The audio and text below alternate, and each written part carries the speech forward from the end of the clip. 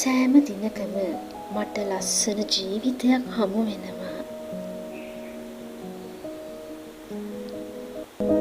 ආශිර්වාද මා වෙත නිරන්තරයෙන් ගලාගෙන මට ආශ්චර්යයන් වලින් ආශිර්වාද ලැබුණා. මට මගේ ජීවිතේ සාර්ථකත්වය ආරාධනා කරනවා.